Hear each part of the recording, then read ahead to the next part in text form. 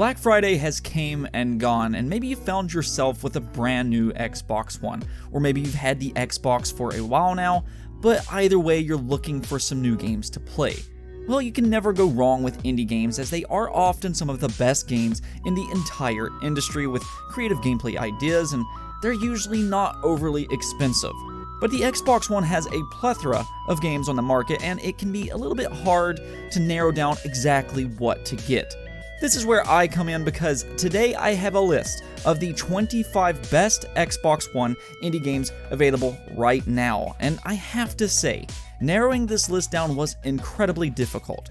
I actually started this list with over 50 entries, so it's inevitable that I may miss some of your favorites, and if I do, make sure to post in the comments below with some of your favorite indie games so others can discover those as well. As always, this is just an opinion, and I will only be choosing one game per franchise, and I stuck with games made this generation rather than ports from last generation. With that said, let's get right into the list. At number 25, I have River City Girls, made by the independent developer WayForward. This is a franchise that has been around for a long time by the name of Kunio-kun, but River City Girls is a spin-off about two high school girls trying to find their boyfriends who have been kidnapped, and really nothing will stand in their way as they search the city and beat up anybody who could possibly keep them from this goal. The story is a little bizarre, but the gameplay and art style is where it really shines. Of course, you have probably noticed the beautiful visuals by this point, but the gameplay is its absolute equal and one of the best beat-em-up games I've played this generation. Night School Studios recently released their newest game, AFTERPARTY, and proved that they are the real deal. Just like Oxenfree, AFTERPARTY also turned out to be one of the better point-and-click adventure games on the market. And I will say that Oxenfree also needs to be included here because they're both really good games. In AFTERPARTY though, the two main protagonists find themselves in the underworld, and to get out, they must beat the devil in a drinking game. This may sound odd on paper, but it's the story where the game really stands out and how the two main characters get through the night with their constant conversations. It can be emotional, and each decision carries real weight to it. Oddworld is very fitting of the title, as it is a very odd world, but it's also a really good game. It is a 2D platformer, but it's so much different than your typical platforming game. You don't have some super fast jumping hero, but rather you play as a bit of an underdog, Abe. Now, Abe is actually a slave to a heartless corporation, as his whole species, the Mudokon, but one day, while eavesdropping, he learns that his evil corporation is going to try and turn the Mudokon into some kind of snack food. From this point forward, Abe sets out to save his species, which is in direct correlation with the gameplay, where you must find all the Mudokon and direct them to safety. It's a fun 2D platformer with puzzle elements, and I found the story itself to be very intriguing.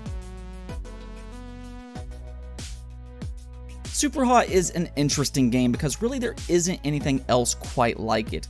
Not only can you immediately recognize it from a visual standpoint, but it's a first-person shooter in which time moves only when you move. This means you can dodge and evade bullets, you can throw your weapon at people, or even split bullets in two with a knife. This ends up turning this brilliantly thought-out game into part Matrix, part puzzle, and completely fun. You either enjoy roguelike games or you don't, because they can be very intimidating for some fans. But I think Moonlighter really separates itself from some of the others within the same genre with added gameplay mechanics. Yes, you do find yourself roaming dungeons to loot for inventory, but what makes Moonlighter different is that you are also a shopkeeper, and the items you find in the dungeon you can then sell in your shop. It's a fun little gameplay loop which can be very addicting, and the actual combat is a lot of fun too. Moonlighter is a great game on all accounts.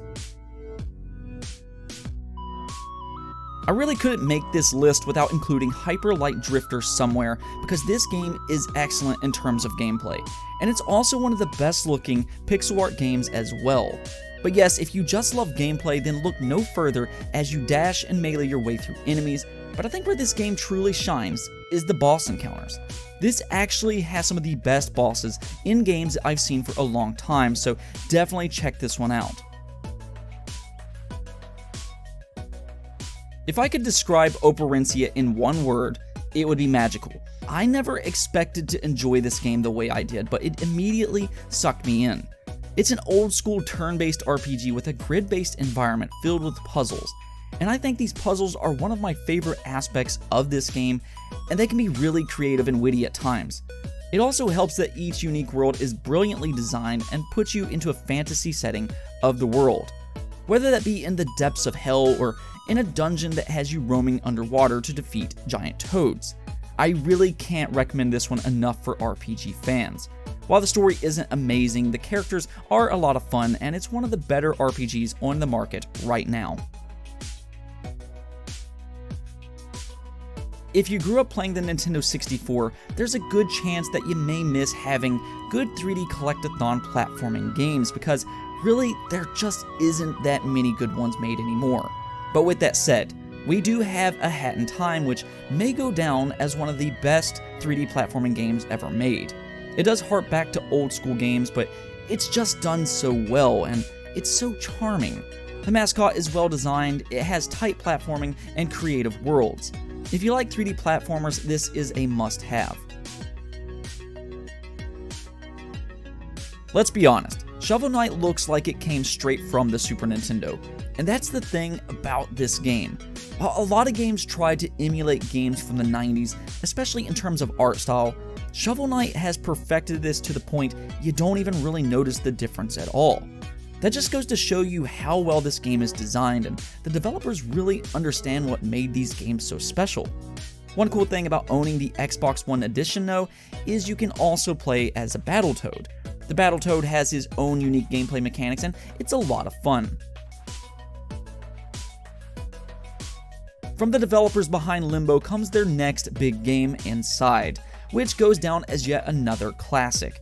While yes, this is a 2D platformer, it's very unique.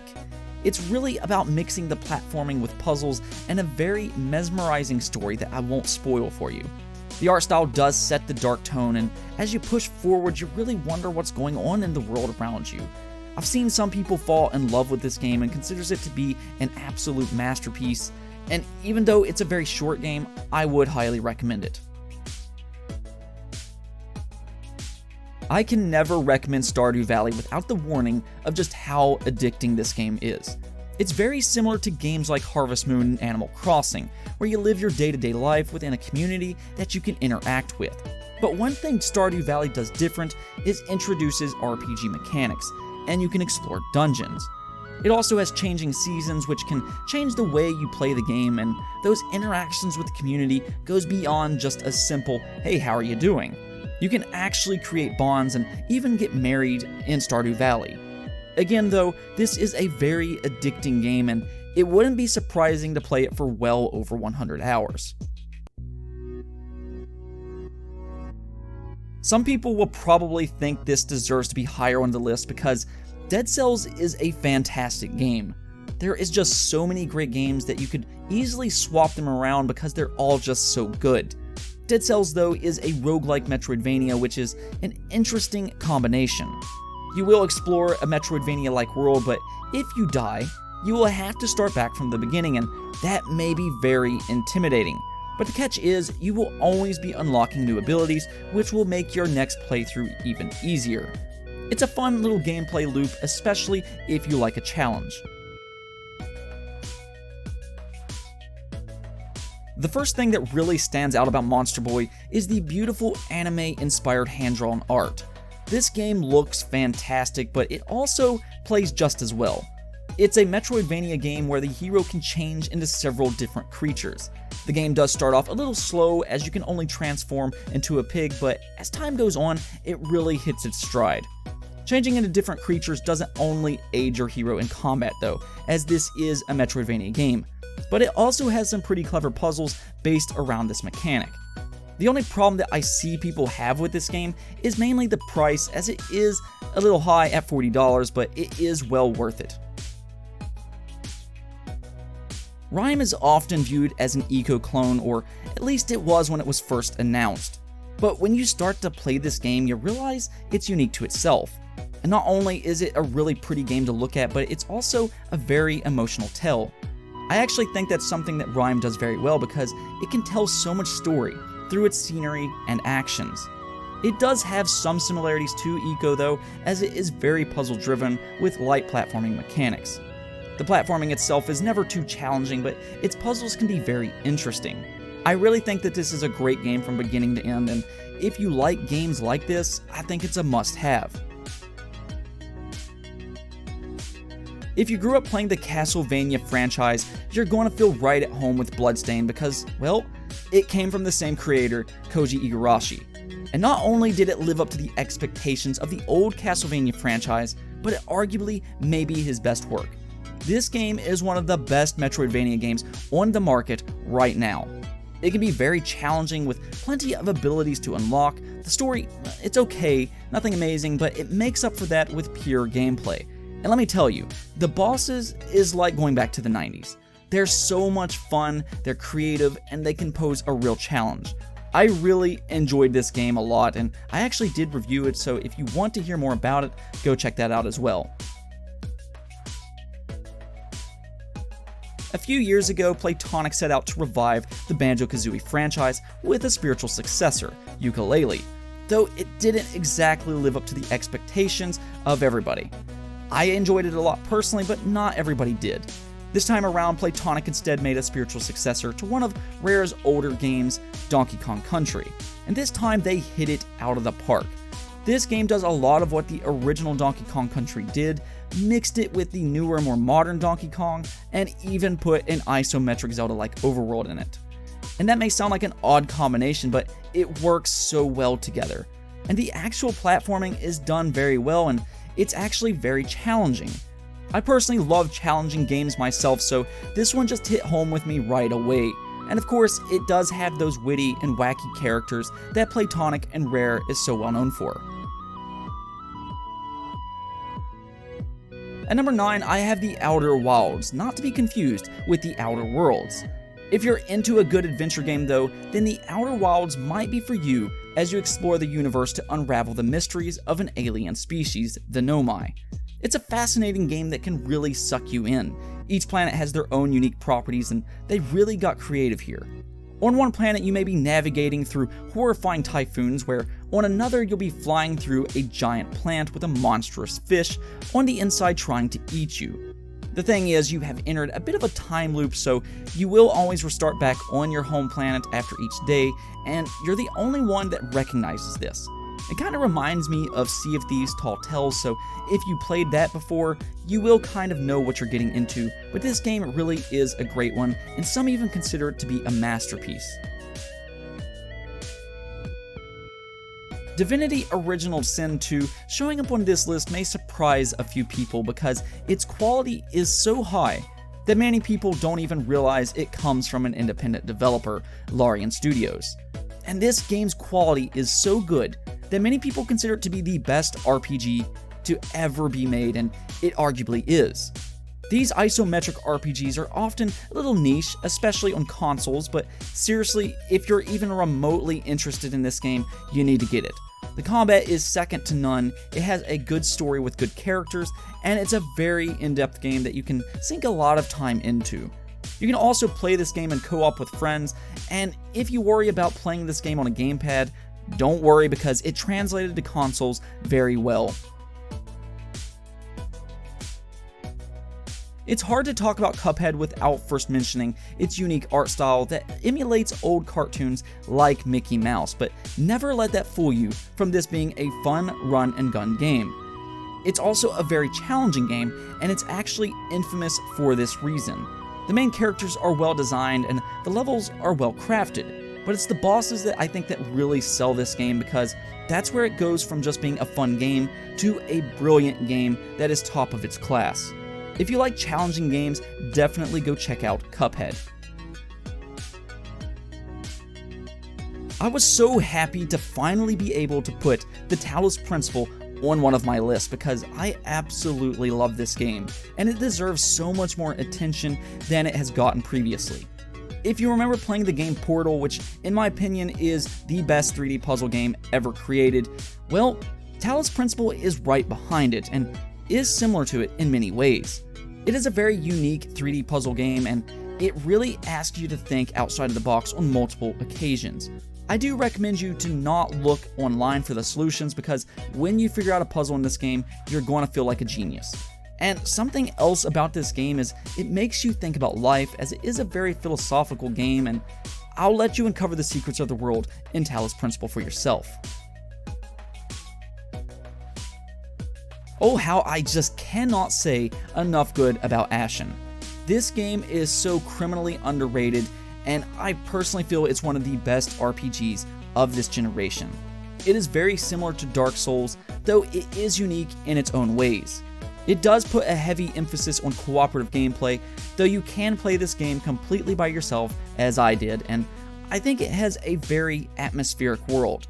There is just something about the simplistic art style mixed with the faceless characters, enemies, and music that meshes together into a game that I can immediately go back to in my head like I'm almost there playing it again.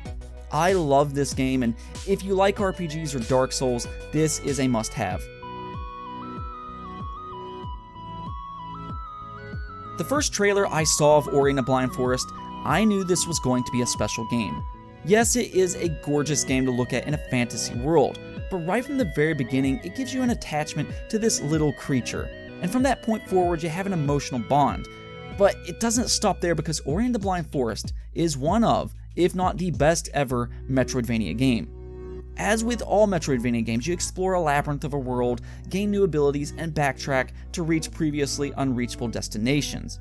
But what Ori and the Blind Forest excels at is with its platforming. I've never seen a Metroidvania game do so good in this category, but it can actually compete with some of the best platformers as well, and when you face off against one of the boss platforming sequences, it is a joy and a thrill. Ori and the Blind Forest is unbelievably good and deserves all the praise it gets. Hollow Knight is on the opposite side of the spectrum, where it excels on the combat side of things when it comes to a Metroidvania game. People often refer to this game as the Dark Souls of Metroidvania games, and it is both very punishing and rewarding, much like Dark Souls. It even has that similar dark atmosphere to it, and then the bosses are brilliantly designed. I don't think I've ever played an indie game where the combat was so satisfying. And this game is not a short game either, with over 20 hours of gameplay just for the main story, and that isn't even including the DLC. Hollow Knight truly is the whole package. HELLBLADE looks so phenomenal and plays so well that many people don't even realize that this was made by a small independent team of just 20 people. And yes, Ninja Theory was acquired by Microsoft recently, but HELLBLADE is an indie game, and it just goes to show you what kind of achievement this is. I mean, this game can legitimately go toe-to-toe with some of the biggest AAA games on the market from a production value standpoint. The facial animations is second to none, the combat feels really good, the sound effects are some of the best I've heard, and the story is one of my favorites of all time. HELLBLADE is a very special game, and if you like story-driven games, then HELLBLADE may be just what you're looking for. And at number 1, I chose none other than Celeste, and this was a very tough decision to make, and the main reason I did choose Celeste is because I think Celeste has a real case on being the best platforming game of all time. If there was ever a game that I would review as a perfect 10 out of 10, it would probably be Celeste. The platforming feels perfect, it's very challenging, the art style looks great, and unlike other platformers, it has a very good story. And that shocked me when I played it. I would have never expected to play a game like this and come away thinking, wow, that story was amazing. And as for the platforming, it's just a very simple mechanic. You jump, dash in whatever direction you want, and then climb. They do introduce new ways to use these powers, but it's just such a perfectly executed game from top to bottom. I cannot recommend this game enough. Anyways though, that is it for this video, but if I missed any game that you enjoy, let me know in the comments below, and if you liked the video, don't forget to hit that bell notification and subscribe button. Peace out.